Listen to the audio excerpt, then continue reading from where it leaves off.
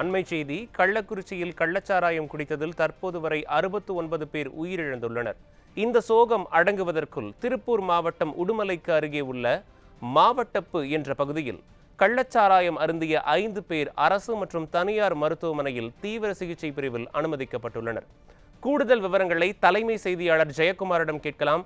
வணக்கம் ஜெயக்குமார், இந்த சம்பவம் தொடர்பாக விளக்கி கூறலாம். இது எதன் காரணமாக நடைபெற்றது? இது தொடர்பாக விரிவாக பதிவு செய்யலாம். கண்டிப்பாக அருண், திருப்பூர் மாவட்டம் உடுமலை மாவட்டத்தில் கள்ளச்சாராயம் காட்டாராய் பெருக்கெடுத்து ஓடுவதாக ஏற்கனவே பல புகார்கள் அளித்தும் நடவடிக்கை எடுக்காதவருடைய பின்னணியில் இன்றைக்கு 5 பேர் அரசு மற்றும் தனியார் மருத்துவமனையில் அனுமதிக்கப்பட்டு தீவிர சிகிச்சை பிரிவில் இருப்பதாக அந்த மலை கிராம மக்கள் வேதனை தெரிவித்திருக்கிறார்கள். திருப்பூர் மாவட்டம் உடுமலைக்கு அருகே இருக்கிறது என்கிற மலை கிராமம். இந்த மலை கிராமத்தில் கள்ளச்சாராயத்தை குறித்து நேற்று 5 பேர் பாதிக்கப்பட்டிருக்கிறார்கள். பாதிக்கப்பட்டவர்கள் குறிப்பாக உடுமலை அரசு மருத்துவமனையில் அனுமதிக்கப்பட்டிருக்கிறார்கள்.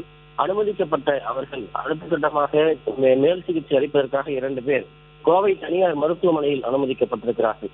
குறிப்பாக இந்த 5 பேரில் 3 பேர் எங்கே வைத்திருக்கிறார்கள் என்பது உறவினர்களுக்கு தெரிவிக்கவில்லை என்கிற ஒரு குற்றச்சாட்டு எழுந்திருக்கிறது. மஞ்சநாயக்கனூர் பகுதியைச் சேர்ந்த ரவிச்சந்திரன் வயது 45, மகேந்திரன் வயது 42 இந்த இருவரும் கோவையில் இருக்கக்கூடிய தனியார் இருப்பதாகவும் எங்கு வைத்திருக்கிறோம் என்பதை காவல்துறையினரும் மாவட்ட நிர்வாகம் மூடி மறைத்து வருகிறது என்பதாக அந்த மலை கிராம மக்கள் வேதனை தெரிவித்திருக்கிறார்கள். கள்ளச்சாராயத்தை கட்டுப்படுத்த தவறிவிட்டு கள்ளச்சாராயத்தால் ஏற்படக்கூடிய இது போன்ற பாதிப்புகளை மறைப்பதுதான் காவல்துறையுடைய வேலையா என்று அவர்கள் கேள்விகளை எழுப்பியிருக்கிறார்கள். குறிப்பாக தனி காவல்துறையினர், அதே போன்று உடுமலை வனச்சரகம், இவர்கள் எல்லாம் என்ன செய்து கொண்டிருக்கிறார்கள்? மாவட்டப்பு என்கிற பகுதியில் அந்த வனச்சரக பகுதியில் உள்ள சாராயம் காய்ச்சி விற்கப்படுகிறது என்றால் வனத்துறை அமைச்சர் என்ன செய்து கொண்டிருக்கிறார்? தமிழக காவல்துறை என்ன செய்து கொண்டிருக்கிறது? கலால்துறை என்ன செய்து கொண்டிருக்கிறது? முதலமைச்சர் கையிலே இருக்கக்கூடிய காவல்துறை இயங்காத காவல்துறையாக இருக்கிறதா என்கிற பல்வேறு கேள்விகளை அந்த மக்கள் எழுப்பியிருக்கிறார்கள். குறிப்பாக கள்ளக்குறிச்சி மாவட்டத்தில் கள்ளச்சாராயம் குறித்து பலி எண்ணிக்கையானது 69 தாண்டி சென்று கொண்டிருக்கிறது. இன்றைக்கு கூட பல பேர் கவலைக்கிடமாக இருப்பதாக பல்வேறு மருத்துவமனையில் இருந்து வரக்கூடிய தகவல்கள் நமக்கு தெரிவிக்கிறது. தொடர்ந்து இறப்புகளுடைய எண்ணிக்கை இந்த தமிழகத்தையே பதற வைத்து கள்ளக்குறிச்சி மாவட்டத்தையே கலங்க. இந்த நிலையில் தற்போது திருப்பூர் மற்றும் கோவை மாவட்டங்களில் இந்த கள்ளச்சாராயம் குறித்து மருத்துவமனையில் அனுமதிக்கப்பட்டிருப்பவர்கள் இருக்கிறார்கள் என்ற தகவல் வெளியாகி இருக்கிறது.